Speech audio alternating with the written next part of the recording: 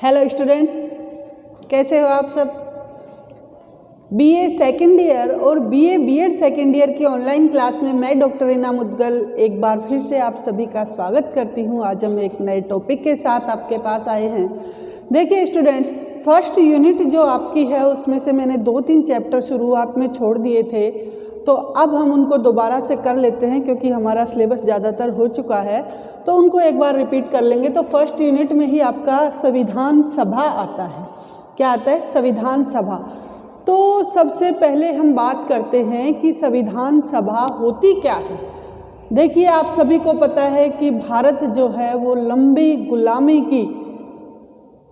गुलामी की या दास्ता की जंजीरों में जकड़ने के बाद लंबे समय के बाद आज़ाद हुआ था। 15 अगस्त 1947 को भारत आज़ाद हुआ था। तो आज़ादी से पहले अंग्रेज़ों ने हमारे सामने शर्त रखी थी कि संविधान का प्रारूप जो है भारतीयों को बनाना होगा और संविधान के लिए संविधान सभा का निर्माण किया जाएगा।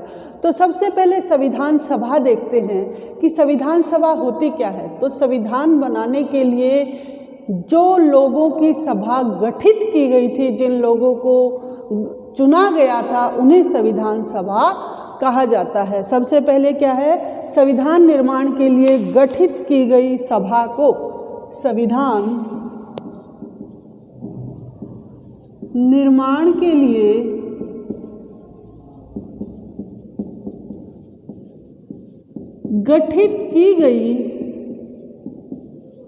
गठित यानी कि बनाई गई, गठित की गई सभा को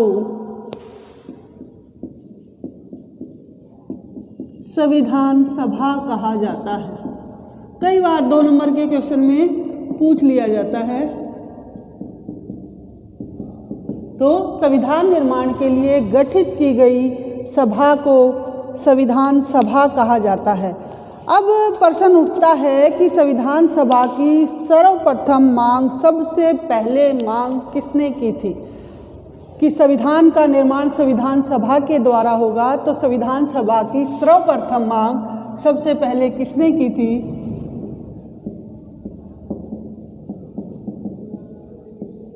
यहाँ संविधान की बात नहीं हो रही है, संविधान सभा की बात हो रही है। तो सर्वप्रथम मांग 1906 में दादा भाई नारोजी ने की थी। सर्वप्रथम मांग 1906 में किसने की थी? दादा भाई नारोजी।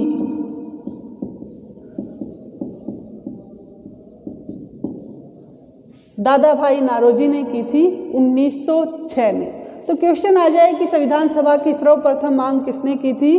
तो द ग्रैंड ओल्ड मैन के नाम से भी इनको पुकारा जाता है, तो नारोजी ने की थी। फिर उसके बाद 1924 में गांधी जी ने कहा, महात्मा गांधी जो थे उन्होंने कहा कि संविधान, भारत का जो संविधान होगा वो भारतीयों के द्वारा निर्मित होगा। यानी कि संविधान सभा का निर्माण, गांधी जी ने क्या कहा कि भारतीयों द्वारा निर्मित संविधान सभा होगी। संविधान सभा भारतीयों द्वारा निर्मित होगी। यानी कि संविधान सभा में जो व्यक्ति होंगे शामिल संविधान बनाने के लिए, वो सब भारतीय होंगे। अंग्रेजों का वहाँ कोई काम नहीं होगा। अंग्रेज हमारी संविधान सभा में शामिल नहीं होंगे। भारतीयों द्वारा संविधान सभा बनाई जाएगी। 1924 में गांधी जी ने ये बात कही।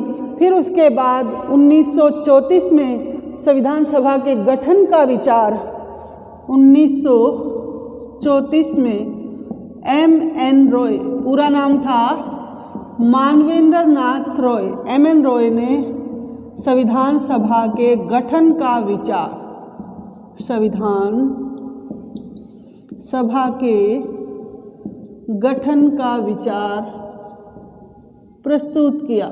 M.N. रॉय ने 1934 में, ध्यान रखना, M.N. रॉय ने 1934 में भारत के संविधान सभा के गठन का विचार रखा।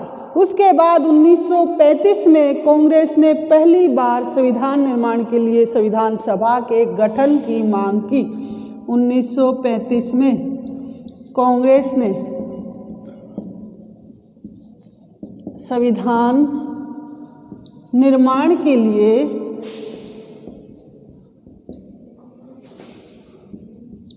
संविधान सभा के गठन की मांग की, संविधान सभा के गठन की मांग की। अगर क्वेश्चन आ जाए कि पहली बार कांग्रेस ने कब संविधान सभा के गठन की मांग की, तो 1935 में, 1935 में पहली बार कांग्रेस ने। फिर उसके बाद 1938 में नेहरू जी ने घोषणा की कि स्वतंत्र भारत में संविधान का निर्माण वयस्क मताधिकार से चुनी गई संविधान सभा द्वारा किया जाएगा। 1938 में JL नेहरू, जवाहरलाल नेहरू ने कहा कि संविधान सभा जो है वो वयस्क मताधिकार के आधार पर चुनी जाएगी।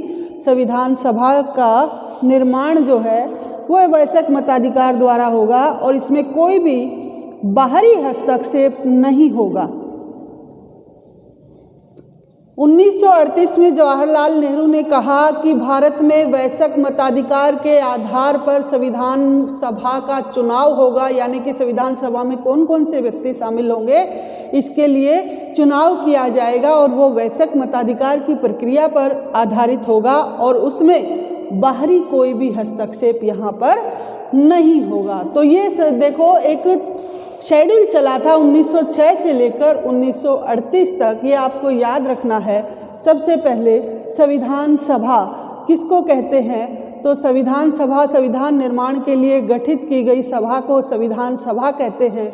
सर्वप्रथम मांग किसने की, 1906 में द ओल्ड ग्रैंडमैन के नाम से संबोधित किया जाता था, इकोनॉमिक्स में भी आते हैं ये, दादा भाई नारोजी ने। 1924 में गांधी जी ने कहा कि भारतीयों द्वारा निर्मित संविधान सभा गठित की जाएगी। फिर 1934 में MN रॉय, मानवेंद्र नाथ रॉय जो थे, उन्होंने कहा कि संविधान सभा के गठन का विचार भारतीयों द्वारा अब कर लिया जाना चाहिए। फिर 1935 में कांग्रेस ने संविधान निर्माण की बात कही और 1938 में पंडित जवाहरलाल नेहरू ने कहा क्या कि वयस्क मताधिकार के आधार पर संविधान सभा का निर्माण किया जाएगा। अब उसके बाद 1940 नेहरू की इस मांग को सैद्धांतिक रूप से स्वीकार किया गया। 1940 के अगस्त प्रस्ताव के माध्यम से 1940 के अगस्त प्रस्ताव के माध्यम से स्वीकार किया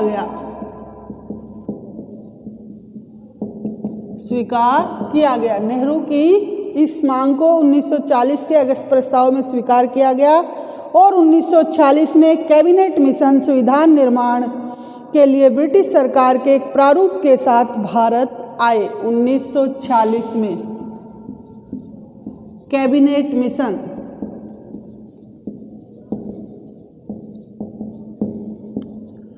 एक प्रारूप के साथ भारत में आए, एक लेखा जोखा एक जो है प्रारूप बनाकर वहाँ पे ये लेके आते हैं कैबिनेट मिशन संविधान निर्माण के लिए कि भारत में संविधान सभा गठित की जाएगी, तो एक प्रारूप के साथ आए और कैबिनेट मिशन ने 2 संविधान सभा की मांग को ठुकरा दिया, लेकिन उसने ऐसी संविधान सभा के निर्माण की योजना सामने रखी जिसने मुस्लिम लीग को काफ़ी हद तक संतुष्ट कर दिया था। आपको पता है कि हमारी आज़ादी से पहले ही देश के विभाजन की पूरी प्रक्रिया जो है वो हो गई थी, तो मुस्लिम लीग जो थी वो चाहती थी कि पाकिस्तान के लिए अलग से संविधान सभा बनाई जाए, लेकिन कैबिनेट मिशन जो 1946 में भारत आया था उसने 2 संविधान सभा की मांग को ठुकरा दिया और ऐसी योजना प्रस्तुत की जिससे मुस्लिम लीग भी काफ़ी हद तक संतुष्ट हो गई और एक ही संविधान सभा का निर्माण यहाँ पर हो गया है। अब सबसे पहले देखेंगे, ये तो था प्रारूप किस प्रकार से संविधान निर्माण के लिए संविधान सभा के लिए जो है किस किस समय में कौन कौन से प्रयास यहाँ पर किए गए हैं, तो ये आपको पूरा डेट वाइज अच्छे से सन वाइज याद रखना है। कंपटीशन एग्जामों में भी बहुत बार पूछे जाते हैं, तो ये आपको पूरा याद रखना है, ठीक है। अब आगे देखते हैं संविधान सभा का गठित करने की जो प्रोसेस था, जो प्रारूप था, वो किस प्रकार से तैयार किया गया था। तो ये तो आपने पढ़ लिया कि कैबिनेट मिशन योजना जो थी उसके तहत संविधान सभा निर्मित की गई। तो सबसे पहले संविधान सभा का गठन, संविधान सभा का गठन, तो सबसे पहले जो आता है वो है 23 मार्च 1946 को कैबिनेट मिशन दिल्ली पहुंचा। 23 मार्च 1946 को कैबिनेट मिशन जो है ब्रिटेन से भारत में आया और दिल्ली में पहुंचा संविधान सभा के प्रारूप को लेकर, और 16 मई 1946 को उन्होंने अपनी योजना यहाँ पर प्रकाशित कर दी। 16 मई 1946 को योजना प्रकाशित की, आया कैबिनेट मिशन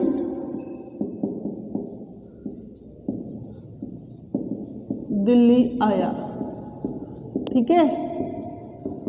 ये डेट याद रखनी है आपको। 23 मार्च 1946 को कैबिनेट मिशन दिल्ली आया, 16 मई 1946 को उन्होंने अपनी योजना जो है यहाँ पर प्रकाशित की। और योजना की मुख्य विशेषताएं क्या क्या थी, वो योजना क्या थी वो देखिएगा। योजना सबसे पहले क्या था, संविधान सभा की जो कुल सदस्य संख्या होगी, सबसे पहली विशेषता थी कि कुल सदस्य संख्या 389 होगी। संविधान सभा में शामिल व्यक्तियों की कुल सदस्य संख्या कितनी होगी, 389 होगी, 389 होगी। इसमें 292 सीटें ब्रिटिश प्रांतों के प्रतिनिधियों की, इसमें ब्रिटिश प्रांतों के प्रतिनिधियों की 292 सीटें, देशी रियासतों की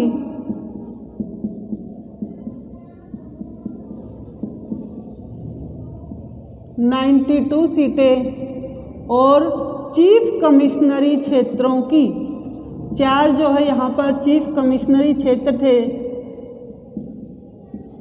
4 सीटें। कितनी? 4, सॉरी, देशी रियासतों की 93, ब्रिटिश प्रांतों के प्रतिनिधियों की 292, 93 सीटें देशी रियासतों की और 4 सीटें चीफ कमिश्नरी क्षेत्रों की होंगी। अब सवाल उठता है कि चीफ कमिश्नरी क्षेत्र कौन से हैं, तो दिल्ली, कुर्ग, अजमेर और ब्रिटिश बलूचिस्तान चीफ कमिश्नरी क्षेत्र थे। दिल्ली, कुर्ग, अजमेर और चौथा है ब्रिटिश बलूचिस्तान। ये 4 जो है चीफ कमिश्नरी क्षेत्र थे। दिल्ली आपको पता है कि हमारी कैपिटल है, कुर्ग कर्नाटक में था, अजमेर को उस समय मेरवाड़ा था, और ब्रिटिश बलूचिस्तान पाकिस्तान में है। कहाँ पर है अभी? वर्तमान पाकिस्तान में। मेरवाड़ा रियासत, ये कुर्ग है कर्नाटक में, और दिल्ली आपको पता ही है। तो ये जो है डिवाइडेशन कैबिनेट मिशन के द्वारा ब्रिटेन में ही कर दिया गया था, और ये इस योजना को लेकर यहाँ भारत में आते हैं कि भारत के लिए जो संविधान बनाया जाएगा उस संविधान सभा में जो व्यक्ति शामिल होंगे तो वो कितने व्यक्ति शामिल होंगे, तो कुल सदस्य संख्या उनकी रखी गई 389। ब्रिटिश प्रांतों के प्रतिनिधि 292, देशी रियासतों के 93 और चीफ कमिश्नरी क्षेत्रों के 4। तो यहाँ देखिएगा टोटल इसका जो कैलकुलेशन है वो कितना होता है, 4 3 7 2 9, 9 और 9 18 और ये 389 हो गए टोटल, 292, 93 और 4 टोटल हो गए 389। तो ये कैलकुलेशन आपको ध्यान रखना है कि ब्रिटिश प्रांतों के कितने सदस्य शामिल थे, चीफ कमिश्नरी क्षेत्रों के कितने थे। और अभी लेटेस्ट जो पेपर हुआ था आपका उसमें पूछा गया था कि चीफ कमिश्नरी क्षेत्र कौन कौन से थे, तो ये चारों क्षेत्र भी आपको याद रखने हैं कौन से थे। अब उसके बाद जो दूसरी थी विशेषता थी वो ये थी कि हर प्रांत और देशी रियासत को उनकी जनसंख्या के अनुपात में सीटें आवंटित की गई थी और प्रत्येक 10 लाख लोगों पर एक सीट आवंटित की गई थी। जनसंख्या के अनुपात में जितने भी, ये देखिए ब्रिटिश प्रांतों के प्रतिनिधि, देशी रियासतों का तो मनोनयन हुआ था, ये इनके 292 और 4 296 इनके लिए चुनाव हुआ था। तो इनमें जो चुनाव होना था वो जनसंख्या के अनुपात में डिवाइडेशन हुआ सीटों का और हर 10 लाख की जनसंख्या पर एक सीट आवंटित की गई। कितनी? एक सीट जो है यहाँ पर 10 लाख की जनसंख्या पर आवंटित की गई है। तो दूसरी विशेषता ये थी। तीसरी क्या है, प्रत्येक ब्रिटिश प्रांत को आवंटित सीटें 3 प्रमुख समुदायों के बीच उनकी जनसंख्या के अनुपात में की गई। ये 3 समुदाय थे, मुस्लिम, सिख और सामान्य। मुस्लिम, सिख और सामान्य, ये 3 जो है जातियां थी। जनसंख्या के अनुपात में इन 3 समुदायों में सीटों को आवंटित किया गया। प्रत्येक ब्रिटिश प्रांत को आवंटित सीटें इन 3 प्रमुख समुदायों में उनकी जनसंख्या के अनुपात में बांटी गई। अब सवाल है कि संविधान सभा में महिलाओं की संख्या कितनी थी, तो 12 महिलाएं भी संविधान सभा में शामिल थी। महिलाओं की संख्या कितनी थी? 12 थी। अगली विशेषता है कि प्रत्येक समुदाय का चुनाव उस समुदाय के सदस्यों द्वारा एकल संक्रमणीय मत के माध्यम से, एकल संक्रमणीय मत के माध्यम से आनुपातिक, ये आपने फर्स्ट ईयर में पढ़ी है, आनुपातिक प्रतिनिधित्व प्रणाली, ये एकल संक्रमणीय मत के माध्यम से आनुपातिक प्रतिनिधित्व प्रणाली द्वारा समुदाय का चुनाव किया गया। जो 3 समुदाय यहाँ डिवाइड किए गए हैं उन तीनों समुदायों का चयन जो है इस प्रक्रिया पर आधारित था, इस प्रणाली पर आधारित था। आगे देशी रियासतों के प्रतिनिधियों का चयन रियासतों के प्रमुखों द्वारा किया गया। ये जो देशी रियासतें थी इनमें जो ये 93 सदस्य लेने थे, इनमें इन देशी रियासतों के जो नवाब होते थे उन्होंने इन 93 सदस्यों को चयनित किया था, उनके द्वारा किया गया था। अब देखिए इस प्रकार संविधान सभा के लिए चुनाव जो है जुलाई अगस्त 1946 में हुए। कब हुए चुनाव? जुलाई अगस्त 1946 में यहाँ पर चुनाव हो गए। 1946 में चुनाव हुए। ब्रिटिश भारत के लिए आवंटित 296 सीटों के लिए कांग्रेस को मिली 208 सीटें, मुस्लिम लीग को 73 और अन्य को 15। ये चुनाव हुए। चुनाव का रिजल्ट क्या आया? कांग्रेस 208, मुस्लिम लीग 73 और अन्य 15।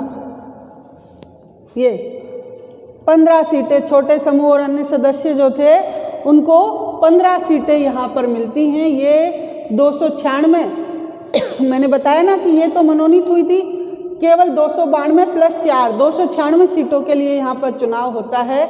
और ये रिजल्ट यहाँ आ गया है जुलाई अगस्त में। अब संविधान सभा का जो चुनाव था वो भारत के वयस्कों द्वारा प्रत्यक्ष रूप से नहीं हुआ, फिर भी हर समुदाय, हिंदू, मुस्लिम, सिख, पारसी, आंग्ल भारतीय, ईसाई, अनुसूचित जाति, अनुसूचित जनजाति के प्रतिनिधियों को जगह मिली, महिलाएं भी शामिल हुई। गांधी और मोहम्मद अली जिन्ना, दो बड़ी हस्तियों को छोड़कर सभी व्यक्ति इस संविधान सभा में शामिल हुए। यहाँ पर ये दो शामिल नहीं हुए हैं, बाकी सभी शामिल हुए हैं। एक तो हैदराबाद के प्रतिनिधि भी संविधान सभा में शामिल नहीं हुए और दूसरा महात्मा गांधी और मोहम्मद अली जिन्ना भी संविधान सभा में शामिल नहीं होते हैं। तो ये संविधान सभा का पूरा प्रारूप था, किस प्रकार से संविधान सभा निर्मित की गई, कैबिनेट मिशन कब भारत आया, कैबिनेट मिशन ने आने के बाद कैसे अपनी योजना प्रस्तुत की, कितने कुल सदस्य थे, किस प्रकार से चुनाव का प्रोसेस हुआ, किस प्रोसेस से चुनाव हुआ, किस किस ने चुनाव में भाग लिया। तो ये थी आपकी संविधान सभा। अब है संविधान सभा की कार्य प्रणाली, कैसे कार्य किया गया, तो ये भी थोड़ा सा आप मोटा मोटा देख लीजिएगा।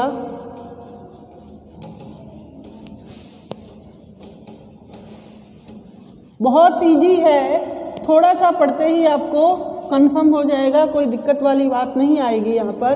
फिर भी कोई दिक्कत हो तो आप मुझे कॉल कर सकते हैं। संविधान सभा की कार्य प्रणाली, सबसे पहले है संविधान सभा के प्रमुख सदस्य या संविधान निर्माता जो है कौन थे, निर्माता या प्रमुख सदस्य। इस प्रकार से संविधान सभा का निर्माण हो गया।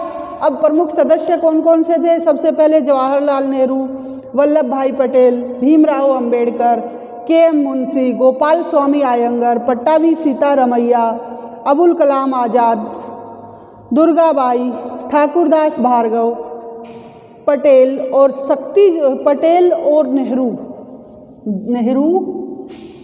और पटेल यानी कि सरदार वल्लभ भाई पटेल, पंडित जवाहरलाल नेहरू और भीमराव अंबेडकर, ये जो थे ये तीनों मेन केंद्र थे, मुख्य केंद्र बिंदु संविधान सभा के यही थे। ये मान लीजिए कि संविधान निर्माण का संपूर्ण कार्य इन्हीं के हाथों में संपन्न हुआ है।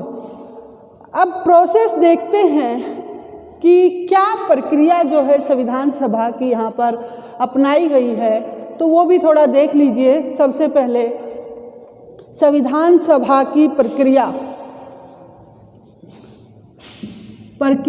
सबसे पहले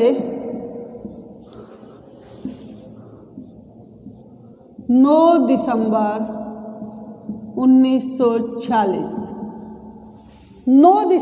1940 संविधान सभा की पहली बैठक हुई। संविधान सभा की प्रथम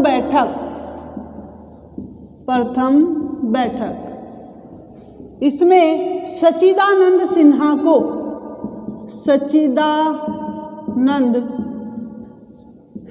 को अस्थायी अध्यक्ष चुना गया।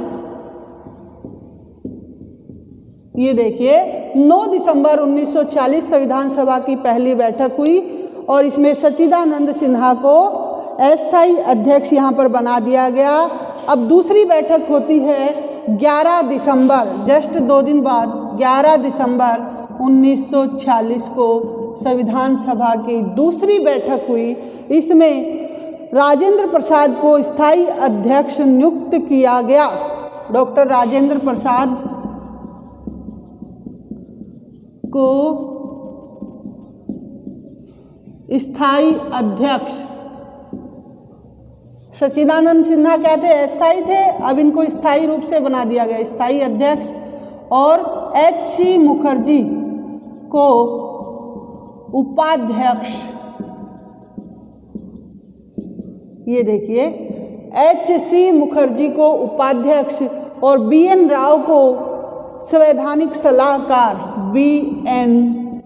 राव, पूरा नाम था इनका बेनेगल नरसिम्हा राव। इनको क्या बनाया गया? संवैधानिक सलाहकार, संवैधानिक सलाहकार नियुक्त किया गया। तो ये मोटी मोटी चीज़ें हैं जो आपको ध्यान रखनी है। पहली बैठक 9 दिसंबर 1940 को संविधान सभा की पहली बैठक हुई। इसमें सच्चिदानंद सिन्हा जो थे उनको अस्थायी अध्यक्ष यहाँ बनाया गया। दूसरी बैठक बहुत इम्पोर्टेंट है, 11 दिसंबर 1946 को। इसमें क्या हुआ? डॉक्टर राजेंद्र प्रसाद जो हमारे भारत के पहले राष्ट्रपति भी रहे हैं, उनको स्थायी अध्यक्ष यहाँ बनाया गया। स्थायी नहीं, स्थायी। H.C. मुखर्जी को उपाध्यक्ष और B.N. राव को संवैधानिक सलाहकार। तीसरी बैठक 13 दिसंबर 1940 को।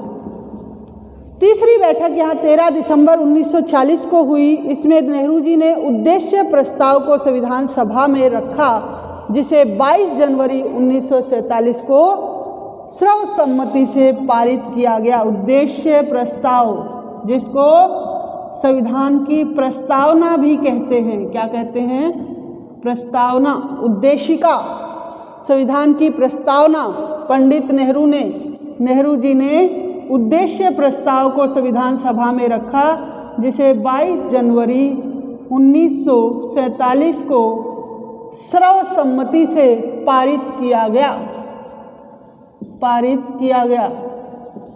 जो हमारे संविधान की प्रस्तावना है, किस प्रकार से हम भारत के लोग भारत को संपूर्ण प्रभुत्व संपन्न आपने पढ़ी होगी। तो वो जो प्रस्तावना है वो उद्देशिका बोलते हैं उसको। उद्देश्य प्रस्ताव सबसे पहले पंडित नेहरू ने 13 दिसंबर 1940 को संविधान सभा की तीसरी बैठक में यहाँ पे रखा है, जिसको 22 जनवरी 1947 को सर्वसम्मति से यानी कि सबकी सलाह से पारित किया गया।